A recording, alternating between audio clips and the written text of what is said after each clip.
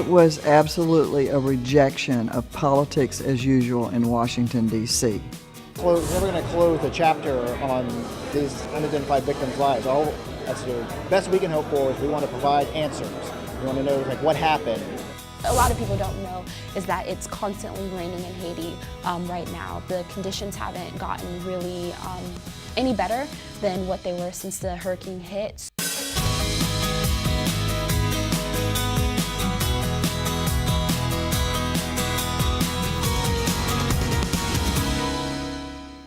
Hello and welcome to University Beat. I'm Denise White. The presidential race of 2016 is finally over. At least the voting is. The analysis, though, will continue, possibly for years. As we have throughout the campaign, we asked USF political science professor Susan McManus what happened, why it happened, and what it all means. Donald Trump won the presidency because it was clearly a choice between shake things up or continue on as we've gone. And for a lot of people who had not recovered economically or were worried about security, those were the top two issues in Florida, they were willing to take a gamble on somebody that had never held public office before and made what some would say rather inflammatory statements. It was absolutely a rejection of politics as usual in Washington, D.C. Many of these people see a government that's them versus us, establishment versus common person, and the distance has just in their mind widened over time, and they see a government in Washington that seems to give tax breaks and everything for the wealthy and often helps people who are claiming to be poor that aren't poor, but yet doesn't help very much that working class, low income to middle income American. The anti-establishment mood we have been seeing for a very, very long time, and it was evident within both political parties. Flash back to the early presidential preference primaries when huge proportions of younger voters were choosing Bernie Sanders over Hillary Clinton, and go to the disgruntlement within the Republican Party with the Washington leaders who would not endorse Trump. Both parties have some real introspection to do if they want to succeed in the future. And they best start with Gen Xers and millennials because things are really changing in what these two generations expect out of politics and candidates. What happened or didn't happen for Hillary that cost her the election? From the get-go, Hillary was expecting to be able to replicate the winning formula that Obama used when he won Florida and a lot of other states. She expected to get the same percentage of vote from minorities, from women, and also from the young millennials. As it turned out, none of those came to fruition. The bright spot for Hillary Clinton was the increase in the Hispanic vote, particularly the Puerto Rican vote. But even there, a third of Florida's Hispanics voted for Trump. People forgot the fact that there are still a sizable number of Cuban Republicans. If it had not been for the upswing in Latino vote, the margin of victory for Trump in Florida would have been wider. But that could not be, the increase in Latino vote could not offset the loss of support in the young millennials and the lower turnout among black voters and the split in the women's vote in Florida. We absolutely did not see coming the huge increase in turnout of the suburban areas around the state's big metropolitan areas. My three bellwether counties in this area of Pasco, Polk, and Manatee, we saw early on huge margins. We saw early on that Trump was doing better in the suburban areas around the big county of Hillsborough than did Romney in 2012. Pollsters were very inaccurate. Why? Because they never really were able to accurately identify a likely voter. Turnout is impossible to gauge from polls.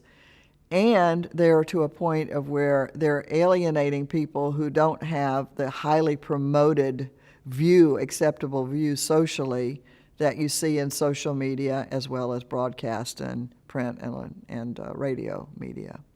One of the biggest losers in all of this was the polling industry in this country. And there were a lot of people who were going to vote for Trump but would never acknowledge it to a pollster because the media in some ways had demonized what it meant to vote for Trump. And they were not going to risk that kind of thing. And for a lot of people, they don't really know whether a pollster's going to keep the information confidential and anonymous or not. What's the long-term impact on campaigning and the entire election process? One thing we really noticed that didn't get a lot of attention that should have were the two different styles of campaigning and turning out voters. The Hillary Clinton style was to use the model that they used successfully when President Obama ran, which was to create a lot of headquarter offices all over the state, bring in somebody from the campaign staff, and then recruit volunteers to serve in that area. But Trump didn't do that, and so everyone just assumed, well, the Republicans don't have the turnout mechanism. But what the Republicans did was to rely more upon the traditional longtime grassroots machinery, the county party committees, the Pinellas Republican Party Committee, for example. And those organizations were active for a year, registering people. They kept the registration pretty close between Republicans and Democrats, in fact, closed the gap there for a while. And they also were successful at last minute getting Republicans to vote, neighbors to neighbors, grassroots from the bottom up forms of campaigning, whereas the Clinton campaign used sort of the campaign top-down, creating satellite offices all over the state. So there will be a revisitation of which of those models works best. The second thing that we may see a change in is so much money being spent on TV ads versus grassroots mobilization. I'll never forget, in the middle of this campaign, Congressman Alcee Hastings, African-American from South Florida, being asked one time at an event in Broward County, what can Hillary Clinton do to better turn out the black vote? Because the black vote has been a problem in Southeast Florida, turnout-wise, for a while. And he said, without missing a beat, quit spending so much money on TV ads and spend more on getting people to go register people and turn out people. And I think we're going to see a revisitation not only of the amount of money of the campaign spending and the share of money spent on TV ads, but we're really going to see a change in the all negative all the time. Do you recall an election where there seemed to be such a gap between the supporters of one candidate and the other? This was the widest divide that we have had in American politics in my memory, and I've been following politics a long time. It was the clearest choice. It was like night and day. And the supporters were early on very committed to their candidates. The big question mark was, what would the independent voters, who historically swing back and forth in Florida, which way would they end up leaning? And they ended up leaning towards Trump. But that's the biggest challenge for the new president. You've got to put together or bridge the divide between a just, almost vitriolic view of the supporters of the other candidate and putting those pieces back together again. And that was what many people wanted going into this election, was a healing election, of bringing Americans together, because we had seen that divide continue to widen and deepen for several years now. So it is going to be a very tough job. There are so many disappointed Hillary Clinton supporters and euphoric Trump supporters. But in talking to a lot of voters the day after, I think everybody realizes we need to take a step back or this country's really in trouble. We need to try to at least say, let's give a look, let's give our support. After all, the hallmark of democracy across the world is the fact that America can transition through an election peacefully. I think the biggest question mark about Donald Trump will be temperament. Will he be able to sustain the kind of temperament that he exhibited in his acceptance speech? Or will he quickly digress into the inflammatory kind of statements that make any kind of compromise very difficult. USF anthropologists are teaming up with forensic artists from around the country to try to solve 20 cold cases. The cases involve missing and unidentified people who are apparently victims of crime. Investigators are taking remains and descriptions and turning them into three-dimensional recreations. University Beat's Mark Schreiner joined the artists and scientists in the lab and at a special event unveiling their work. Forensic artists at a recent workshop hosted by the University of South Florida wrapped up a week of work by presenting their creations, 14 clay busts of unidentified victims in cold cases, to local law enforcement. But in the middle of their presentation, a woman looking at one of the works at the rear of a downtown Tampa conference room broke down sobbing, sure that the face staring back at her was that of her sister, some 38 years after she went missing. More on that in a moment. First, the circumstances that brought her there. For the second year, the Florida Institute of Forensic Anthropology and Applied Science at USF hosted a week-long workshop called The Art of Forensics. USF forensic anthropologist Erin Kimmerly directs the institute. Everything we do in academia, especially at USF, is about service, education, and research. It's really infused. We don't really separate those. She and her team looked through hundreds of cases in their files and picked out 20 from around Florida and 4 other states, dating from 1970 through earlier this year. 14 amazing artists came from all over the United States, Canada, and Europe. So some of them traveled really far to be here. They share this passion and are volunteering their time, learning new skills and honing them, but also really making an invaluable contribution. Joe Mullins of the National Center for Missing and Exploited Children led the workshop. He says the process starts with remains of victims' skulls. Scans are made and three-dimensional replicas are created, giving the artists the base for their clay recreations. Other evidence is limited. The basic information you get from the forensic anthropologist is, age range, male or female, ancestry, and those that have, hair or clothing that were found with the remains. That's really it. The artists then had 72 hours to create the clay busts. This could be the last ditch effort for these people to get their names back. The forensic artist's work, turning a skeletal remain into a possibly recognizable face, is truly the combination of science and art. The faces are ultimately based on the anatomy. We don't take a lot of creative license, but you have to have those artistic abilities and skills to work with clay, to work in Photoshop and drawing in order to put a face on that anatomy. And so it's a great mix. For freelance forensic artist Maggie Florence, the challenge is knowing when to stop working on a recreation. We're all perfectionists. We don't want to ever be done. And Joe says it perfectly: when you see a face staring back at you, you know. Florence attended the workshop last year, working on the case of a woman whose remains were found in a field in Davenport earlier in 2015. We had very limited clothing other than a pink hooded sweatshirt that appeared to be a female sweatshirt. We had nothing else. It was in an open field. There were no houses near, there were no witnesses. We had absolutely nothing but the bones. A DNA sample taken from the remains and entered into a national database identified the woman as 33-year-old Jessica Rousseau from Central Florida. Florence said she was at first happy that her work played a part in the identification. If I can be so bold as to say, I feel like I had to go through my own short grieving process for her because I had been connected to her for only a short time. Nothing compared to what the family and friends would go through. But I did hold a connection to her, and I never stopped thinking about her after I left Florida last year. The emotional impact of the work, as well as its ability to help, was again evident at the presentation when Sheila Williams broke down at the possible conclusion of an almost 40-year-old mystery.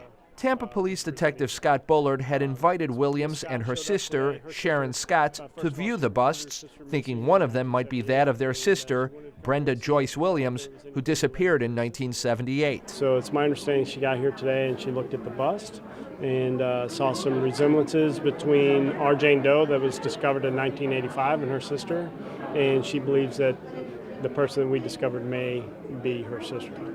Bullard hopes that a DNA sample from the remains can be compared with that of the sisters so they can know for sure if it's Williams. It's going to be a definitive, it's either going to tell us whether or not it is or is not a family relation. Mullins says that there's no such thing as closure for a family in a case like this. However, there may at least be an answer. It's like, you can't close, it's never going to close the chapter on these unidentified victims' lives. All that's the best we can hope for is we want to provide answers. We want to know what happened.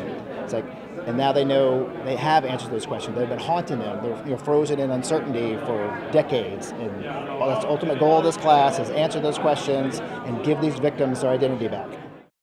For University Beat, I'm Mark Schreiner. For the fiscal year that ended June 30th, USF is once again among the top research universities in license and option agreements. Those are made with companies to commercially develop products or procedures that are invented at the school. There were 133 such agreements, a 12% increase over the previous fiscal year. USF also was among the top 10 schools in the nation for patents granted, with 105. So, what does it all mean? What's the impact on the university and the surrounding community? I think what's so important about what USF has done in tech transfer, in taking our research towards commercialization to make it useful for society is so important. And by having these rankings to be one of the top universities in the country in patents and licensings and options and starting companies out of our research, it's a wonderful thing, and it shows that we have a culture here. And that culture is one to look at everything we're doing, look at our discoveries, and see how useful they could be for society. And as well as we are an engine for Tampa Bay. It's about $400 million a year. People know that we're over $400 million in research dollars, coming to help run studies. That's different. That's people in the laboratories on campus doing research, doing these studies. This is the effects of after they do these studies, after they do everything. It's a significant enterprise. More kudos for the university. Military Times Edge magazine has ranked USF as the #1 four-year college in the nation for veterans.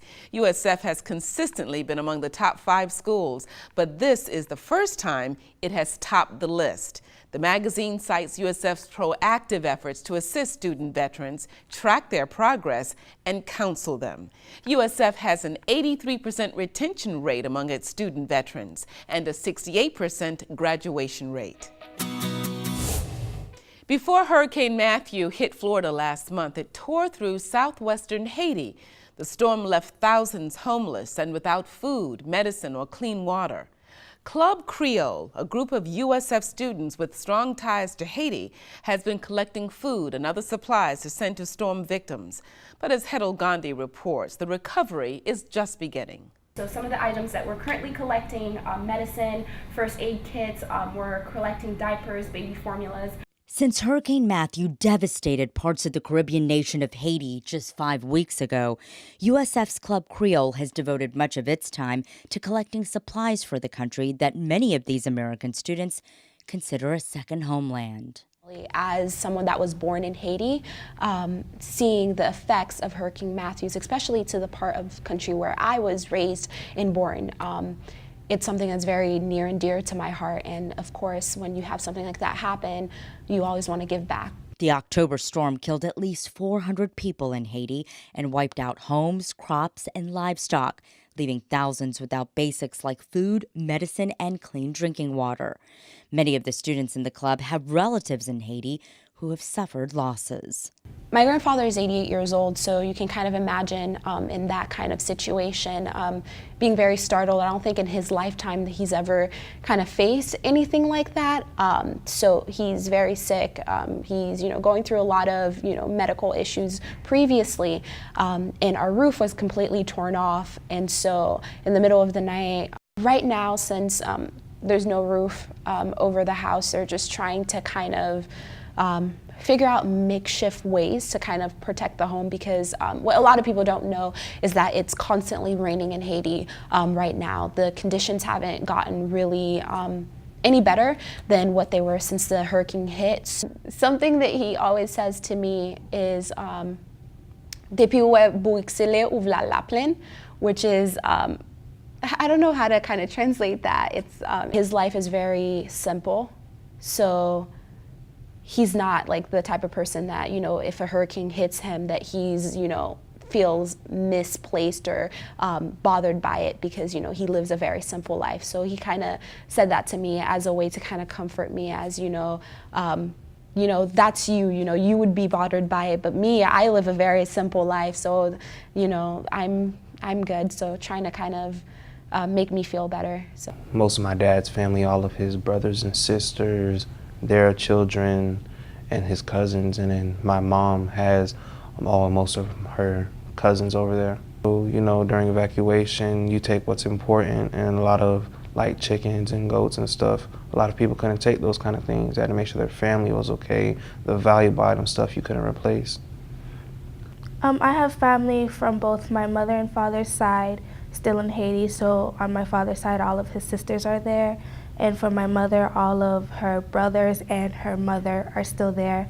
And from what I last heard, they are doing okay. Nothing terrible has happened to them immediately.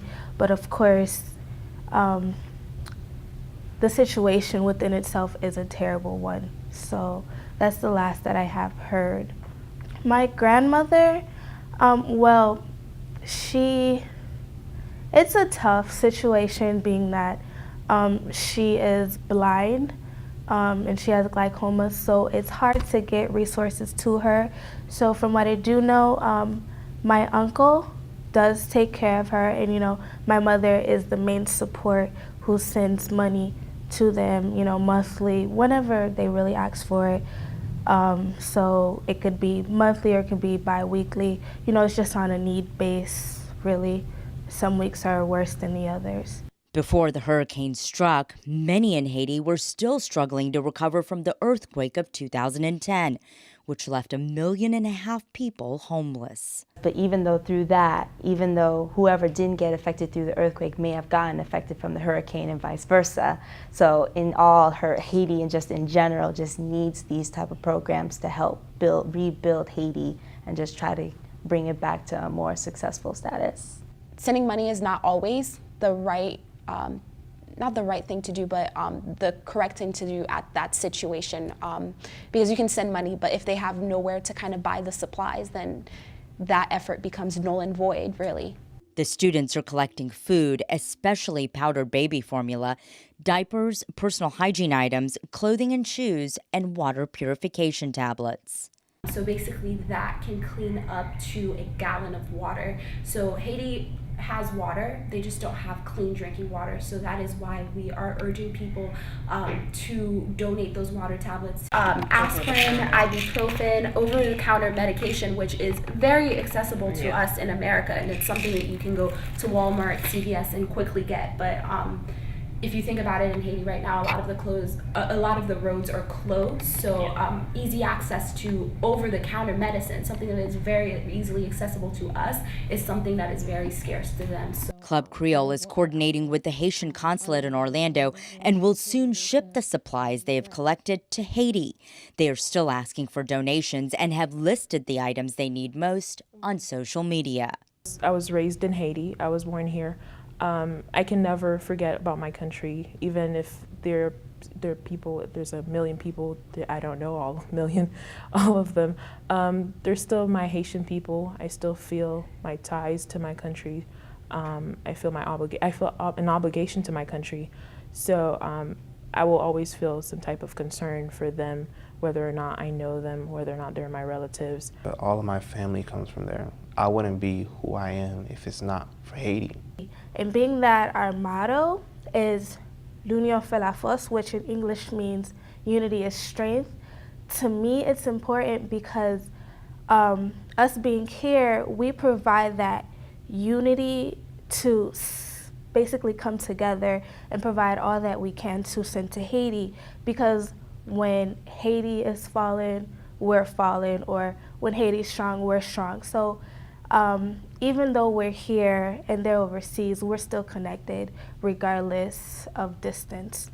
If you would like to help, you can find information about the relief effort on social media sites by searching Club Creole. For University Beat, I'm Hedel Gandhi. One final note, something we're quite happy about. University Beat has been nominated for a Regional Emmy Award. We're one of 2 programs aired on WUSF-TV to be so honored. The other is The Forgotten Coast, a documentary about a Florida wildlife corridor stretching from the Everglades to the Florida-Alabama border. The episode of University Beat that was nominated included our story about Mary Lumapis, the USF student who needed a kidney transplant and found a donor through a social media campaign. As we reported, Mary received her new kidney last month. The Emmy Award winners will be announced on December 3rd. If there's a story about USF you'd like to see us cover, or you want to share a comment about the show, you can reach us via the WUSF Public Media app. Just look for the Contact tab and write University Beat in the content line. You can also email us. The address is ubeat@wusf.org. Our website is universitybeattv.org. And we're also on Facebook, Twitter, and Instagram. You can find us by searching University Beat TV. And that's University Beat for this week. I'm Denise White. Thank you so much for joining us.